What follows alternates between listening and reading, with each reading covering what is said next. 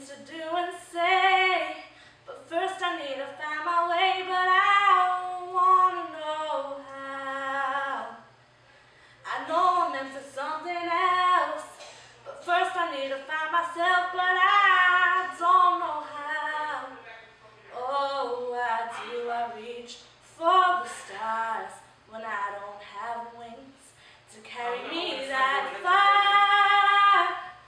I gotta have roots before branches to know who I am, before I know who I wanna be, and faith to take chances, to live like I see a place in this world for me. My wife started a week before I did because I went to a conference, but her sister was really an important person in all of this. And a funny way is it was her desire for home and family. She comes to me one day and she goes, you know, there's no good men in Orange County. And I go, well, where are you meeting these no good men? And she goes, well, in bars. And I go, and are you giving them your real name? And she goes, of course not. And I go, then why are you surprised when they turn out to be somebody different than you hoped? She goes, well, you're right. And I go, why don't you meet a man in church? And she says, well, what church? And that's what started our quest for a church. The best church we found out of about 20 maybe was St. Killian's in Fullerton. We were consoling ourselves over hot coffee at Rudabagor's, and all of a sudden I picked up this magazine called Peace Conversion Times, and it says, Catholic worker potluck and paraliturgy on Tuesday. And I thought, well, anything with a potluck has got to be very spiritually sound. So we made my wife's famous spaghetti and took it over there, and it was really funny because I said, you have a microwave so I can warn the news, and they just didn't understand what I was talking about. So finally I said, well, here's the pasta. It's got 7 kinds of cheese in it, 4 kinds of sausage. I mean, we spent all day on it. They said, you can just put it over there with the other. And I said, I'm not putting it with the other. So then go see the guy in the back. So I go see a guy in the back, and it's the guy with flip-flops standing on a milk crate, right? Stirring this big vat of orange liquid with a kayak oar, a cracked kayak oar. And he's trying to thicken it up by breaking off handfuls of pasta from a 20-pound box. I'm like, stir it in there, and he says, you can just put yours in here. And I go, no. So we served ours separately, and nobody ate it but me and my wife. Everyone else ate the glop out of the orange pot. And something about community that I hadn't understood yet. They needed our help, so we started going by once a week. And pretty soon Michelle moved in and married the head Catholic worker guy. And everything just got worse and worse until she had her operation. And they took out a lot of lymph nodes on her left-hand side, which meant she had no immune system, which meant she couldn't do this work, because it's dirty work. And the whole community was in a tizzy, who's going to take it over. The doctor was one candidate, I was another candidate. I was everybody's last candidate, because I'm opinionated and kind of a jerk. And then when I found out about the fundraising, I got even more opinionated. And we took over the Orange County Catholic Worker. And people were looking at me like, well, who are you, right? And how come they're not, how come they want us to send checks to them in Seattle and not to you? And I'm like, well, that's a good question, you know? And I didn't have a good answer for it, because my brother-in-law's a prick. What am I going to do? You know, you're Catholic, you can't talk that way. And then the first couple of years were really ugly. We just started, having no money in November. And basically that is the point of Catholic worker fundraising. People don't give us money to put it in the bank or to have an endowment. They give us money to help homeless people, and that's an emergency. This is an emergency shelter, and what we do is an emergency. And our biggest goal is safety for these women. If they weren't here, they would be getting raped and robbed on the streets of Santa Ana.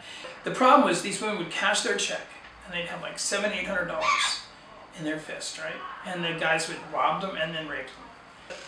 I came to an impasse with the county over the way they were lying and saying that the families had achieved a permanent housing status. And I said, sleeping in my backyard is not permanent housing. And yet I've never seen a county social worker come here and help us. All you guys ever do is call when you want to dump another family on us. I said, I have an idea that you're taking money from the taxpayers and telling them that you're getting, and you're not doing shit. So we closed the place for a month. And we didn't close it for volunteers or for meals or for anything, but we did close it for people living here. So all of a sudden we had no guests, and they were all in the shelter, and that drove the county crazy because now all of a sudden the county had all these families they couldn't explain appear magically in a shelter, right? Like, what's going on? I thought there was no homeless children in Orange County. And I kept saying, yeah, not only that, but all these parents are drug addicts. And this county sends them $1,100, $1,200 a month to get high on. And that's what they want me to deal with, and I'm not going to do it anymore. Either you take that money away and get serious about drug addiction in families, or go to hell. We serve 2,000 meals a week, and we've never missed one. You know, so I'm proud of that record.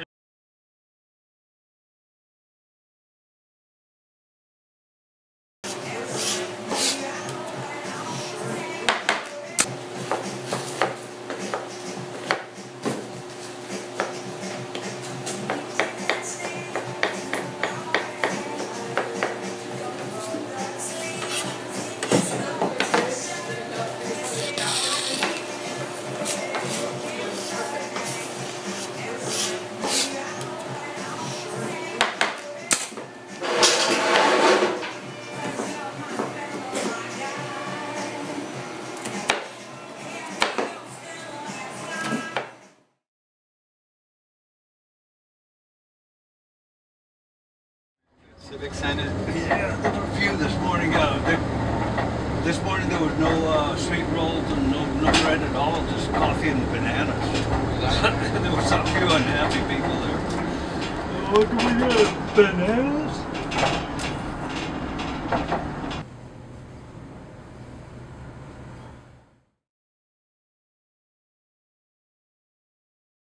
In 1994, they passed the no camping ordinance. Before that, it was a tent city out here. But the rule is, they said the same rules applied to us that applied to everyone else here. Now, everyone sleeps here, but you're actually not legally allowed to sleep here in the Civic Center if everyone sleeps here, you know, because they have nowhere else to go. So it's kind of a policy. Now, the cops are pretty lenient on it at the late hours at night, but they do come by every morning at 5 a.m., and if you're not up and moving, you get a ticket for sleeping, which then you got to go to court for. Now they have a special homeless court here in the city of Santa Ana. And it's a pretty hefty fine. What they do is they give people a work detail and they give them monthly payment, which hardly anybody's actually going to make the monthly payment around here, you know? So then that only actually makes their fine double if they get caught again. So then it just like keeps adding up and adding up. I mean, there's some people out here that owe thousands to the courts. And, you know, thanks to people, you know, like Dwight, you know, the Catholic worker who's, you know, been working on this project, you know, like he actually helps a lot of people out and pays for their tickets and things like that. But, yeah, with SB2 coming in, you know, we're trying to enact the Homeless Bill of Rights, which they've actually done, like up in Berkeley and I believe Portland, Oregon, which will actually give homeless people, if you do not have a place to go or a place to sleep, it will give you the right to sleep in a public space if need be, based on the necessity clause.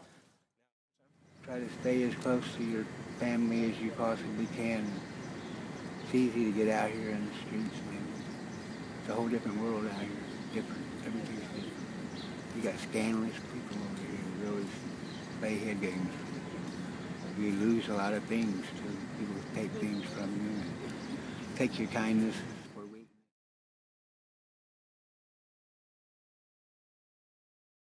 Hey Eddie, why don't you get on this today, man? It's a boat race. I said, boat race? He said, yeah, you ought to lay some money on this thing. I said, what the hell is a boat race? He said, well, that's very simple, Eddie. He said, if our horse doesn't come in, somebody floats in the East River. That shows you how crooked all that stuff is, man. Uh-huh. Yeah, somebody floats in the East River.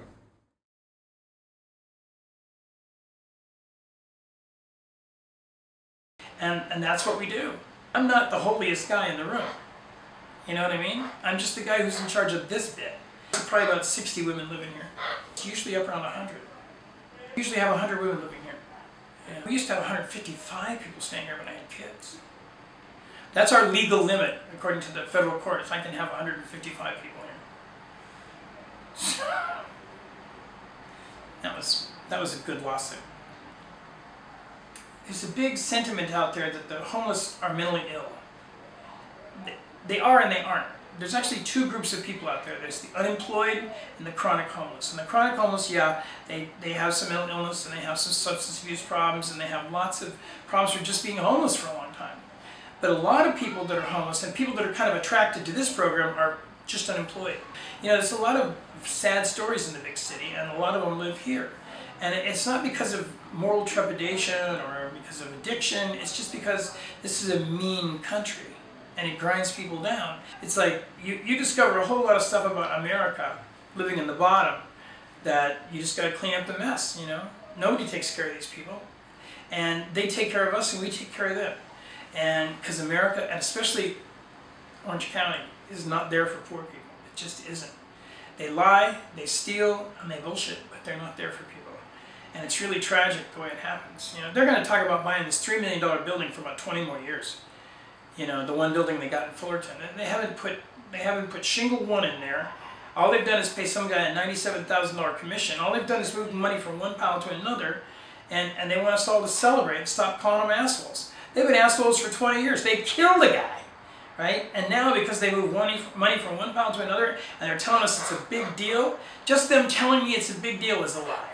It's not a big deal until you guys actually do some work. They're just going to talk and say, whoops, whoops, whoops, because it's been working them for 20 years. Until we take somebody at a campaign, right, and embarrass them so badly they don't get elected. And these guys, I had a city manager once tell me, unless I read about it 5 times in the LA Times, it didn't happen. Well, homeless articles only get written once. They never get picked up, except the Kelly Thomas thing, right? And then it gets out that was just one bad policeman, you know? I still don't think they have a big outreach to the mentally homeless anywhere, much less in Fullerton. I mean, because this county has resolutely refused to fund mental health programs. Why? The homeless don't vote. The mentally ill don't vote, you know?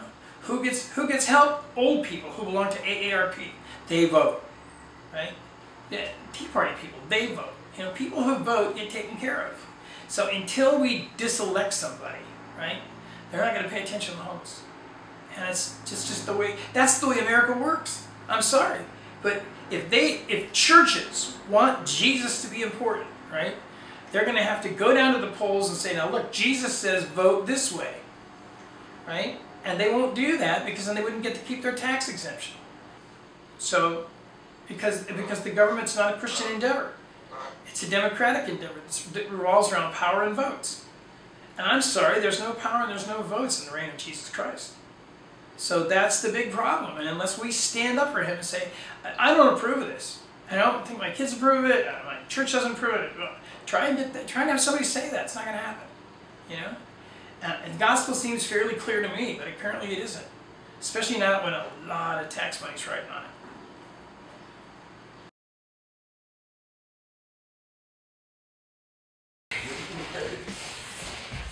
Back straight, kids. Keep back straight. My back. Keep back straight. Are you kidding me? I can't do it. I'm stuck.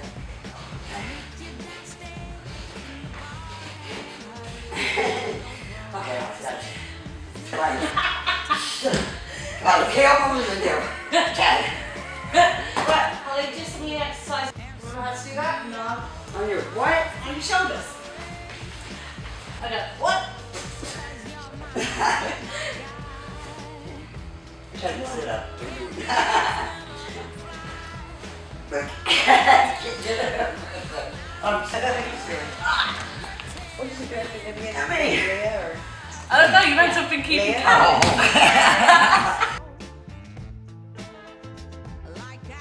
I mean, I love this. You know, after I guess 16, 17 years, this is the way my life is supposed to be, and I love it. And it's funny, we never go on a long vacation because we can't stand to be away, you know? So after a couple, 3 days of vacation, we want to come home, and this place is better than wherever we were. And we haven't been to Paris, but you know, we went to the painted desert and Meteorite City and Sedona and all that stuff, and this is way better than that.